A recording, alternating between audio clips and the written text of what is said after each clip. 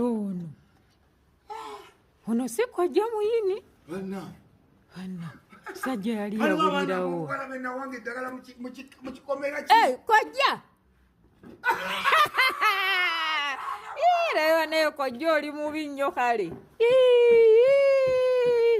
Butuufu ka naye kojja obadde ondekeredde nnyo banna. Kojja siina bwendi.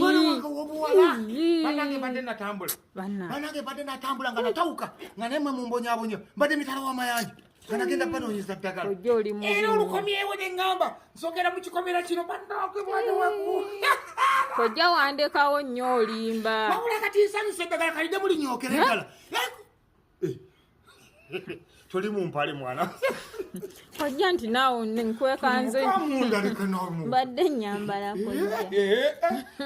Naye we nkulabye muna. Atange bwola babi tolina bukabula abettakola. Kojja waleko nkozeeko emikolo ndowooza yabina. Bateeka wali buserebeege.